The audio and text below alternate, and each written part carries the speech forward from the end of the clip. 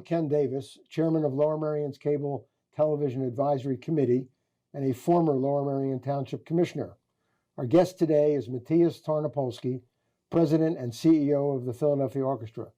Matias is new to Philadelphia, the main line, and Lower Merion, where he now lives with his family. So welcome, Matias, to our community. Nice to have you. Thank you, Delighted Ken. to have you. Thank you.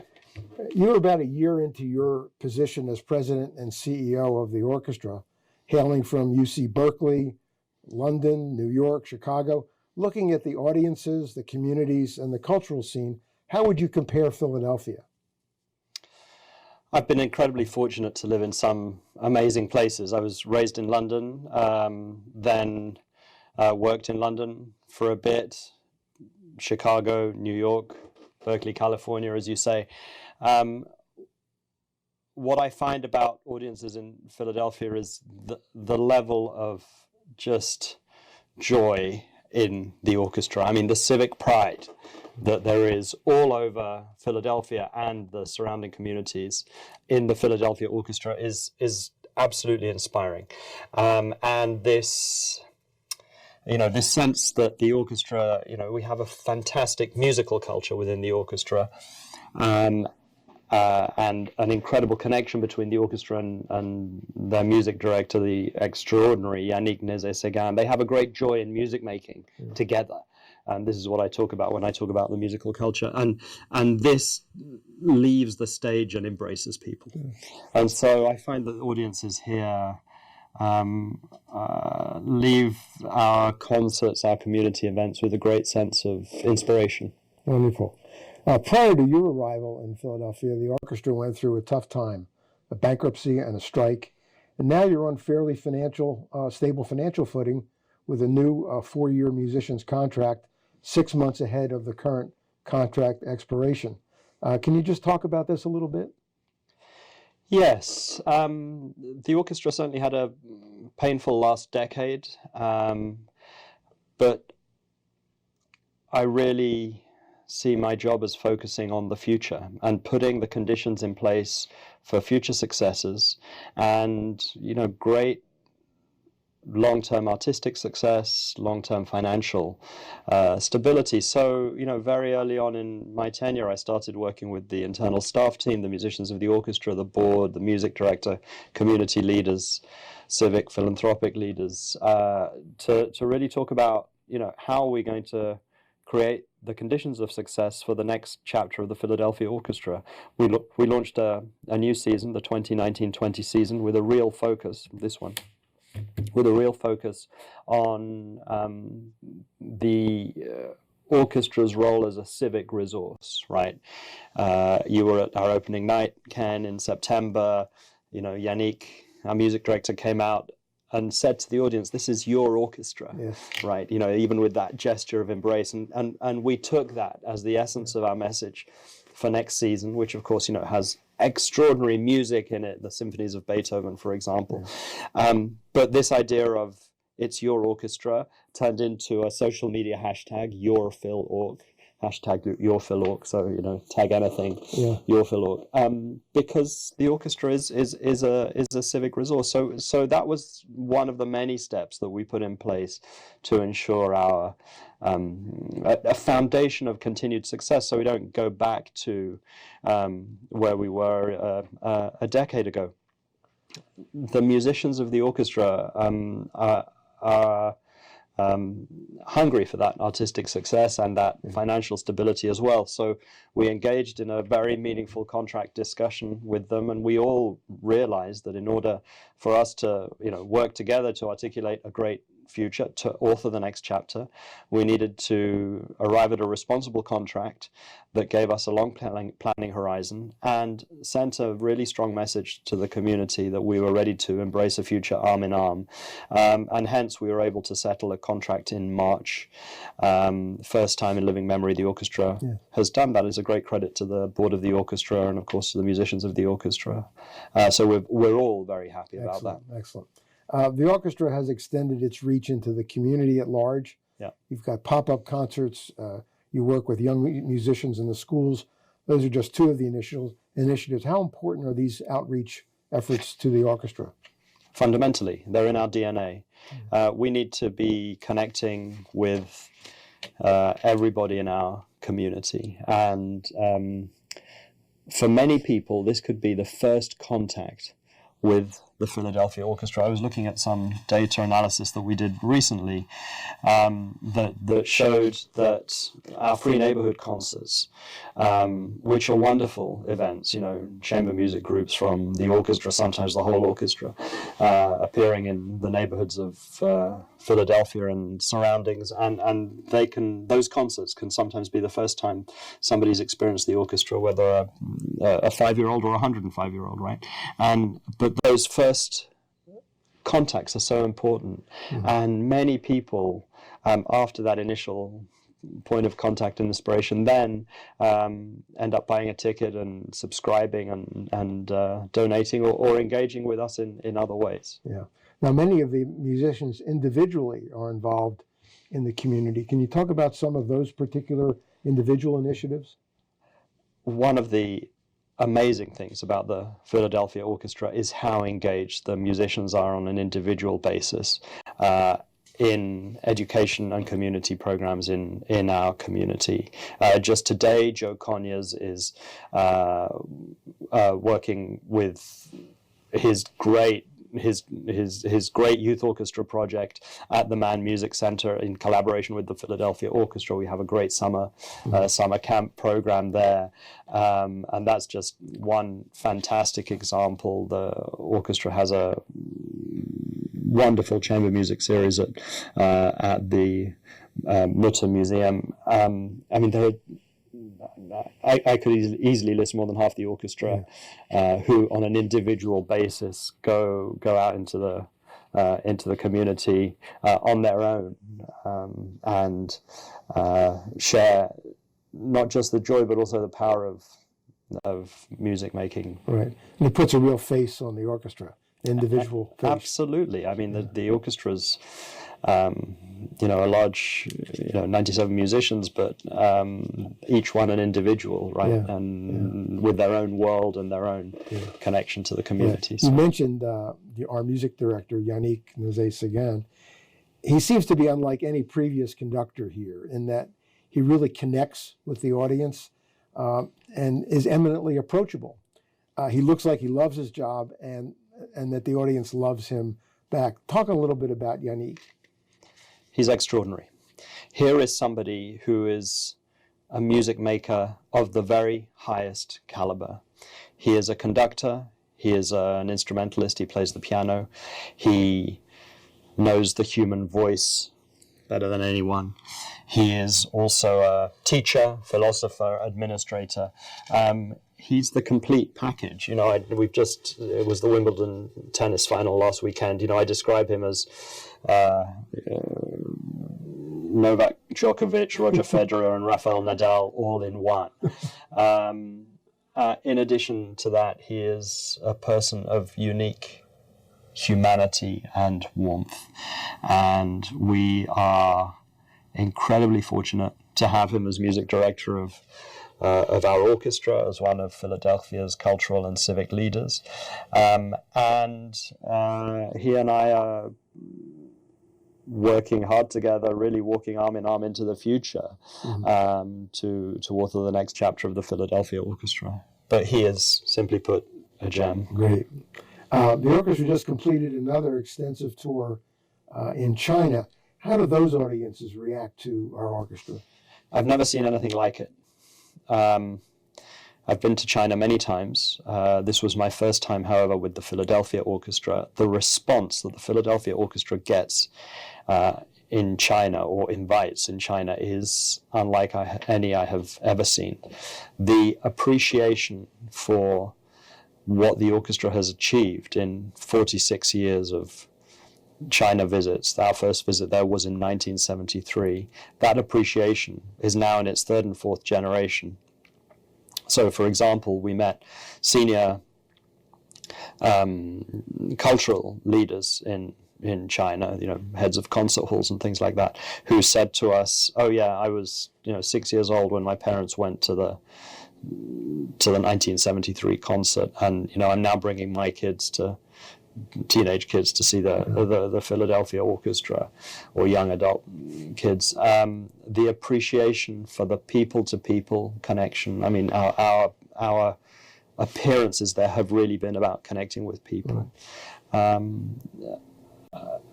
been nothing short of transformative, and the appreciation reflects that. So the music and the orchestra and the musicians transcend any problems that the two countries may have governmentally. In other words, the people in China look at the orchestra as a tremendous cultural gem, and they don't think about some of the other things. Well, I don't know what they think about, but what they see in us is we're here to play music and share the music with you. Our trips are completely apolitical. I mean, we are there to share music and share the power of music, and that's what we do, and that's what we've been doing there since 1973. The public knows that. Mm-hmm. I was privileged to be on the tour with the orchestra last year in Israel. Oh, lucky you! Yeah. You also tour in Europe. You have annual engagements in Vail, in Saratoga. You play at the Man in Fairmount Park. Is it good to get on the road, to get the orchestra out in a different environment? It's essential. I'm so sorry I wasn't on the Israel trip. It was before I started my job, but I heard that was an incredible visit. Going on the road, locally, nationally, and internationally, is fundamental. You know, connecting in the digital world. You know, anyone can connect with any musical institution they want, but being there live and in person, that's where relationships get built. That's where the visceral power of the live musical experience really gets communicated. So touring is fundamental. You know, we're playing at the Man Music Center tonight, July 16th, July 17th, July 16th, sorry. And again on Thursday, and, you know, 3 more concerts after that. We've just come back from Vail, Colorado.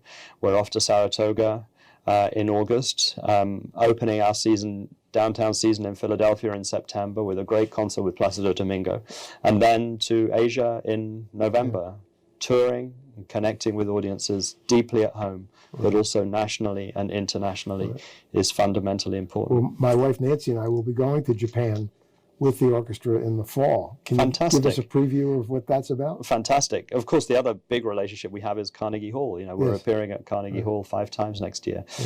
Japan is going to be an extraordinary experience for those patrons coming with us. We're going to do some phenomenal concerts. The patrons are going to have a unique experience of, you know, music making and a lot more.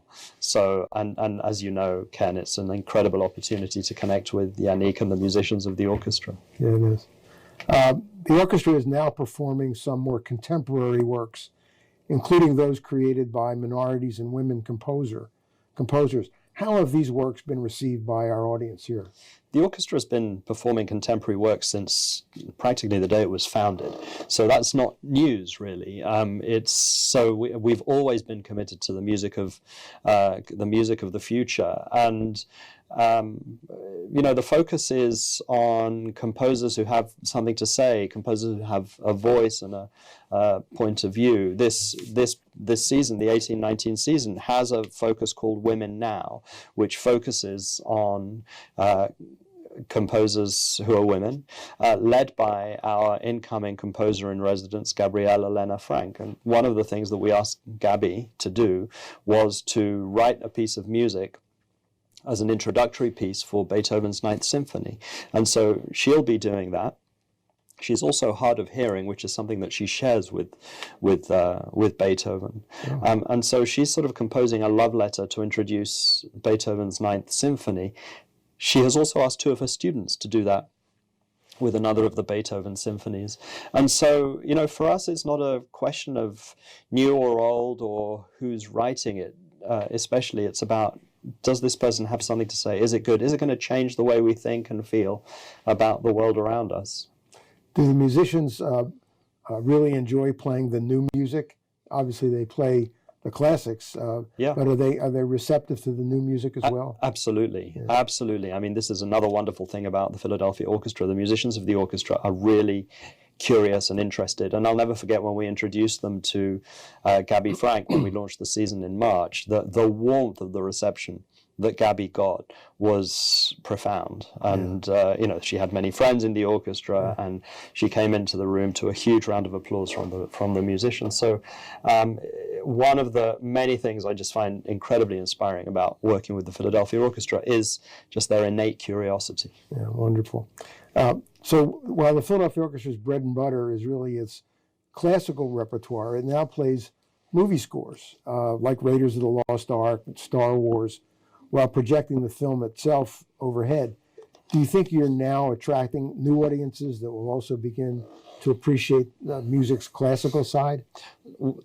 Among the great music written in the 20th century is music for film, and we're deeply committed to sharing all types of symphonic music of our day and time. And so next year you'll see on our season American in Paris to Up, and we've got some really exciting film scores to come in future years as well. Not just American film, but films from overseas too. So we're really interested in exploring that, and it is, you're looking for new entry points for new audiences, and film is one of the powerful ways that we can do that. And the musicians are they enjoy playing that music as well as some of the classical pieces. I think so, yeah. Yeah, it sounds like it. It is. I mean, there's some great scores. I mean, when John Williams came to conduct the orchestra a couple of years ago, I mean, people are still talking about that. Yeah, it's exciting. Yeah. So in the future, what are the plans for getting more people to listen to and appreciate the classical music that's performed by the orchestra? Well, we're in a constant state of innovation. I think you'll see some great programmatic innovations in the 2019-20 season, just coming up in September, beginning with the fact that we've got a operatic megastar opening the season with Placido Domingo. You might see a few audience participation participation things. We've got all the symphonies of Beethoven accompanied by these new works. So you've got something for the seasoned listener, something for the first time listener. That's really important. Imagine when we perform Beethoven Ninth, there could be many, many people hearing that piece for the first time. Yeah. Right. And I feel an incredible sense of duty and responsibility to that person. I remember when I heard Beethoven's Ninth Symphony live for the first time, it was unbelievable.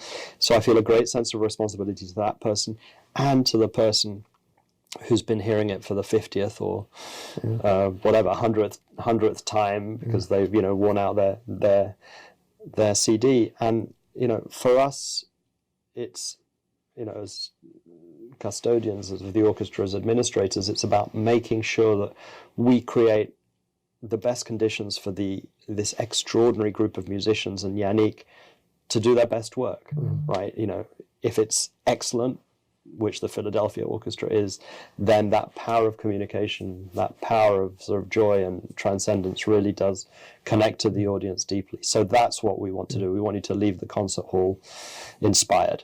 So while all of your concerts are at the Kimmel Center, you do play at least one concert at the Academy Music, which is the Academy Ball. Yeah. The orchestra owns the Academy Music building. Right. I know there's some exciting things going on there to help restore the building, renovate it. Can you talk about some of that?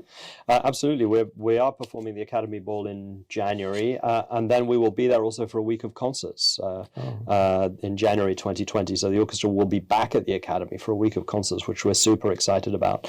The orchestra does own the Academy. We have a lease arrangement with the Kimmel Center, so the Kimmel actually manages the Academy and programs the Academy, except for that week that they are there. And the Kimmel Center have done really great work in fixing up the seats of the Academy. I mean, that's the latest major project that they are coming to the end of, and that's been really transformative for audiences there. The Academy is just such a gorgeous and majestic building, and all of us in the cultural community take very seriously our responsibility to making sure that it's well kept and enjoyable for all the people who pass through it. So stores. You're not ready to announce yet who the star will be at the Academy Ball. I assume. News to come. Watch this space. Watch this space. Yeah. You have an interesting personal background, having been born in Argentina and then growing up in London. Can you track that for us a little bit? Yeah, I was born in Argentina in 1970. My parents moved to the United Kingdom with me when I was 2 years old, and I was raised in London, hence my accent, and also studied in London, studied music. The most important part of my education was going to concerts in London, playing the clarinet as I did, and above all, the BBC. You know, I really credit the BBC, BBC Radio 3 and the BBC Proms really taught me so much about music and just enabled me to always have music in my life. And my mother's a musician as well, so there was always music in the house. She's an extraordinarily good pianist. And then I worked for the BBC Symphony Orchestra and the BBC Proms and BBC Radio 3, and then moved to Chicago, where I worked at the Chicago Symphony for 6 years, which was extraordinary. Then the New York Philharmonic, and then almost a decade in Berkeley, California, which was amazing too. And now, you know, here I am. And you became a citizen about 10 years ago. No, I became a citizen in 2013. 2015. Okay. 2016, 3 years ago. In 2016, yeah. Okay. In 2016, in time for the presidential election that year, Yes. and voted for the first time.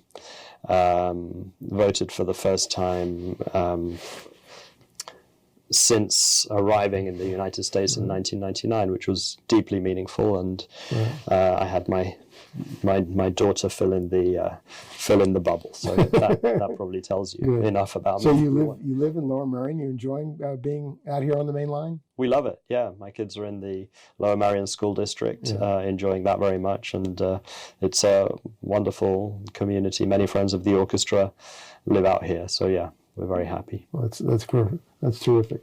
Well, we're almost out of time, so I wanted to just thank you for being here.